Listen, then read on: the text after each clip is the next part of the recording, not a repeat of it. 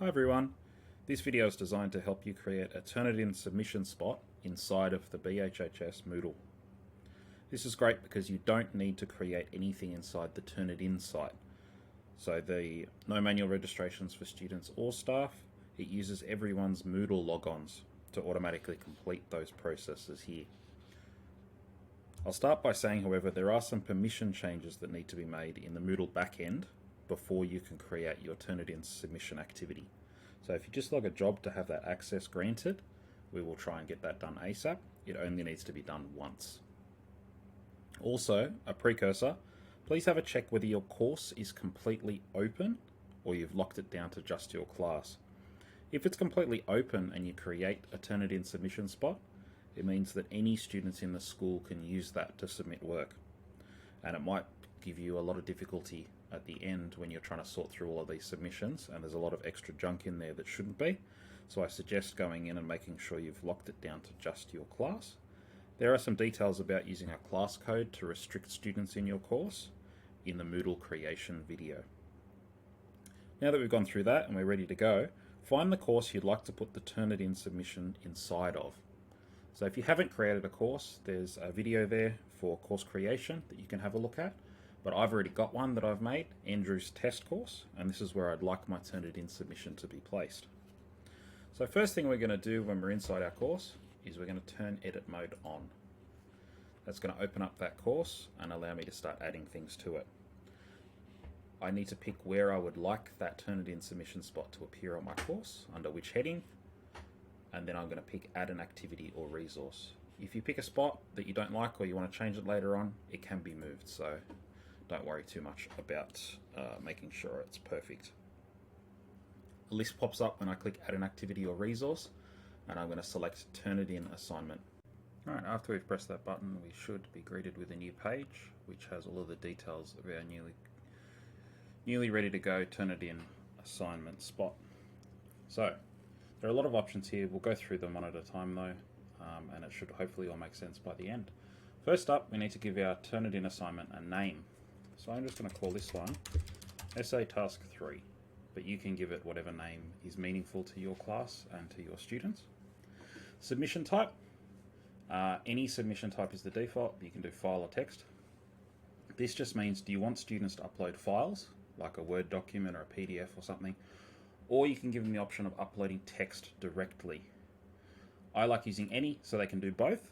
Reason for that is if any students have any issues with a file format or something like that, they can take the text out of their document and paste it directly into the submission, meaning they should always be able to give you their work no matter if they have any technical issues with documents and file formats. Number of parts. This is how many submission parts you would like the students to give you. Generally, I just do one for simplicity's sake, but if you have say a bibliography or a work diary that you want uploaded separately to their main body of work, you can increase the number of parts here. I'll also mention that all of these options have this little blue question mark beside them. This gives you an extra little description when you click on it of what that option does. So if you're ever confused, you can click on that question mark to get some more information. Site upload limit's fine. Allow submission of any type. I suggest doing no, because it means that students can upload files that may not even be documents or contain text. So the default that Turnitin allows you to submit is generally fine, so we'll leave that at no. Display similarity reports to students. Now this is an option if you want students to be able to see their own plagiarism report. Generally, I select no. But if you wanted to use it as a practice essay task and allow students to view their own feedback, you can select yes for that. I will need to go into a little bit more detail later on about using it as a practice tool, because there are some very important options you will need to change later on that may cause you issues in the future if you don't go through them. So please don't just turn that on and use it as a practice without following through the rest of this video. Alright, grade display. This is just how you would like to see the plagiarism report grade presented to you at the end, either a percentage or a fraction. I like percentage, so I'll change it to that. Auto refresh, I like leaving that on.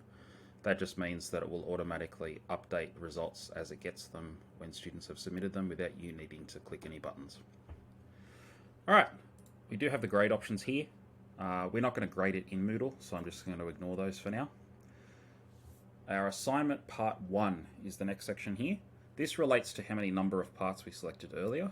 If I had more, there'd be part 2, part 3 here, for example. I only wanted 1 part submitted, so I only have 1 part here to work on. I'm going to call it essay task. Again, something meaningful to you. You can name it the same as the entire assignment, or if you have multiple parts, it's important to name them to differentiate them. So if I had a second part that was my work diary, make sure you label it very clearly that this is where they would upload that work diary. I'll put it back to essay task. We have a start date and a time. That is when you would like the students to be able to add submissions to Turnitin. The due date is, of course, when the cutoff is for assignment submissions, so when you want the last one to be submitted by. Post date is when the results will be posted to students, unless you're grading it in Moodle and have selected the display similarity reports to students. That doesn't really matter. I'm just going to leave it the same as the default, which is the due date. Max marks, again, that's if you wanted to grade it. All right, next heading, we have similarity report options. I'll just scroll down a little bit. Now, the first option there, allow submissions after the due date.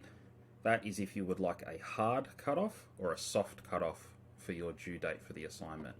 So you can allow students to keep submitting after the due date if you change that to yes.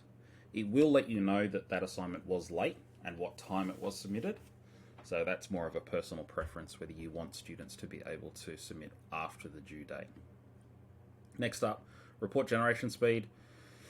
You can allow students to submit their work and not generate the report, and it allows them to keep resubmitting before the due date.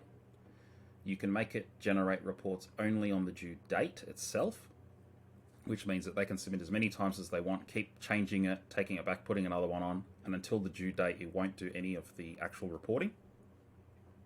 Personally, I like to generate reports immediately, just for simplicity's sake. So I can say to students that once you submit, that's it. Make sure it's the work you want submitted.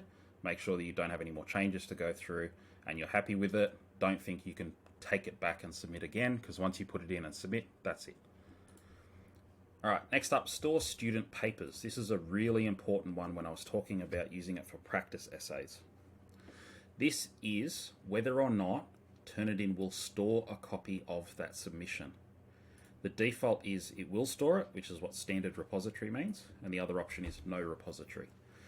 Now, generally, when we're talking about plagiarism and Turnitin, you're always going to want it to store student papers. They do have a list of rules and privacy guidelines and things like that, like no confidential information is stored with student papers and things. But if you don't store papers for a real assignment, you do run the risk of it not being able to compare to other students at the same time. So someone in your class can submit 4 of the same papers, 4 different students I should say, submit the same paper. If you don't have it going to the repository, it cannot compare them against each other. So it'll still check the internet for plagiarism and it'll check against its other stored papers, but if you don't have it going to their repository, there's no way for it to check against the same papers.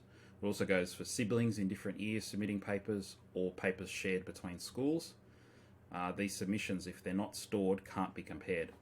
But as soon as you put it in the standard repository, any submission that you put into there, provided the option's ticked, will compare against it and detect plagiarism, which is kind of what it's all about.